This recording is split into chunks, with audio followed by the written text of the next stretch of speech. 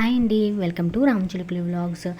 మీకు ఆల్రెడీ థంబ్నెయిల్లో చూపించాను కదా, చెర్రీస్ అనేవి ఏ విధంగా చేస్తే మీకు మనకి బేకరీ స్టైల్లో వస్తుందనేది ఈ వీడియోలో ఫుల్గా చూపించేస్తాను.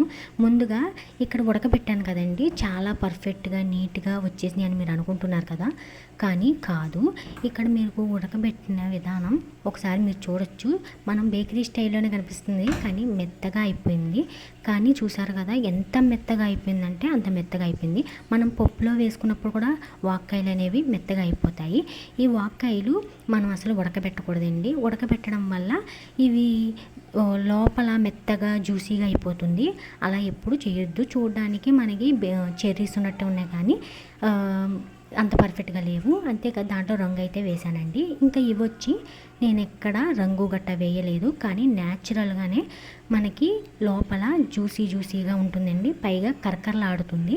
అంతేకాదు లోపల మీరు చూసారో లేదో జ్యూస్ చాలా బాగా వెళ్ళింది, చాలా తీయగా ఉంటుంది, మనకి ఎక్కడ పులుపు తగలదు. నేను ముందు చూపించిన విధానంలో మీరు చూడొచ్చు, బాగా కలర్ఫుల్గా నీట్గా ఉంది. బాగా తీయటి పాకం పోస్తున్నాం కదా, బాగా తీయగా ఉంటుంది అనుకున్నాం, కానీ కాదు. ముందు చూపించిన దాంట్లో చాలా పుల్లగా ఉంటుందండి.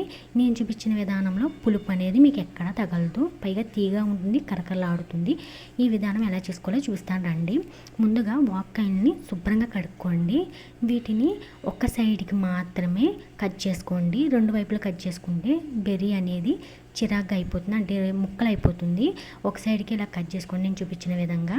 ఆ విధంగా కట్ చేసుకున్న తర్వాత లోపల ఉన్న గింజలు అయితే ఖచ్చితంగా తీసేయాలండి, లేదంటే చేదు వచ్చేస్తుంది. ఈ గింజలు అయితే ఉన్నాయనుకోండి, చాలా చేదుగా ఉంటుంది. మనం చేసిన విధానం అంతా చిరాగ్గా అనిపిస్తుంది. సో నేను కత్తిరితో ఎందుకు తీస్తున్నాను అనుకోవచ్చు, చాకుతో తీయలేదండి. నేను మామూలు కొయ్యటం అయితే చాకుతో కోసాను. లోపల గింజ రావాలంటే కత్తిరి ఉపయోగిస్తున్నాను నేను. ఒకవేళ మీ దగ్గర కత్తిరి లేకపోతే కనుక ఈనుపుల్ల ఉంటుంది కదండి, ఆ ఈనుపుల్ల పెట్టి ఈజీగా తీసేసుకోవచ్చండి. కత్తిరే ఉండాలని రూల్ ఏం లేదు.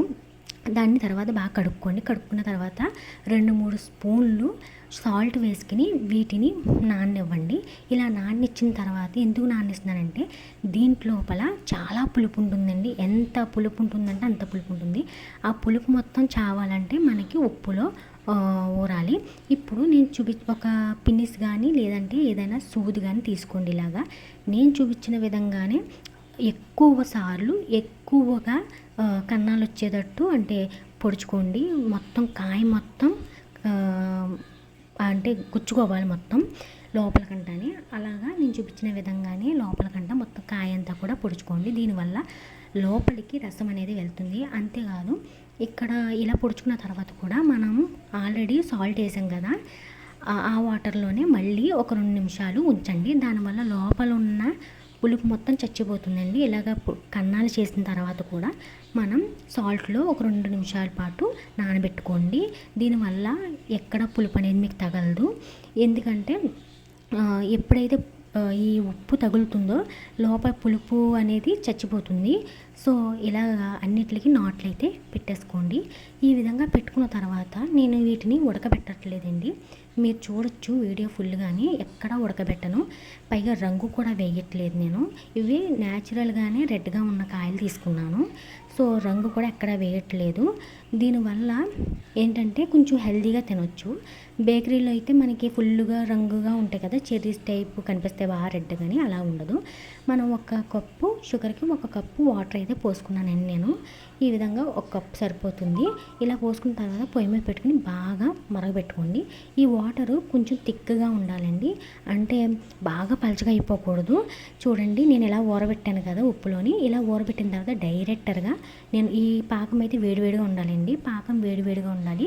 కాయలు అయితే ఉడకబెట్టకూడదు. మనం డైరెక్టర్గా నేను కాయలు తీసేసి వేసేస్తున్నాను. మీరు చూడొచ్చు నేను కడిగినట్టు ఉప్పులో నానబెట్టినట్టు వేస్తున్నాను. మీరు చూసుకోవచ్చు. దీన్ని బాగా కలుపుకోండి. ఈ విధానంలో 2-3 రోజులు నానాలండి. ఇది బాగా ఊరుతుంది, అప్పుడే టేస్ట్ వస్తుంది. లేదంటే అంత టేస్ట్ ఉండదు. ఫస్ట్ రోజే మనకి బాగా ఊరిపోతాయని అనుకోవద్దు, అస్సలు ఊరవు. మనకి 2-3 రోజులు పడుతుంది. పైగా కరకరలాడుతుంది. మీకు ఆల్రెడీ చూపించాను కదా ఎంత కరకరలాడుతుంది అంటే చాలా కరకరలాడుతుంది, గట్టిగా ఉంటుంది. మీకు కావాలితే మీకు బేకరీల స్టైల్లోని ఎర్రగా ఉండాలనుకుంటే రంగు వేసుకోవాలనుకుంటే వేసుకోండి. నేనైతే కలర్ ఎటువంటి ఫుడ్ కలర్ గట్ట ఏం ఉపయోగించలేదు, న్యాచురల్గా మీకు చూపిద్దామని. ఈ విధానానికి ఆ విధానానికి ఎంత తేడా ఉంది, ఎలా ఊరుతుంది అనేది ఈ వీడియోలో చూపిద్దామని మీరు తెలుసుకుంటారని చూపిస్తున్నాను. ఫస్ట్ ఆ వీడియో చేశానండి. నేను చేసిన తర్వాత నాకు అనిపించింది ఇలా ఉండవు కదా, వేరేలా ఉంటాయి కదా, నాకు నచ్చలేదు. అందుకని ఆ వీడియో పక్క తీసాను. Thank you.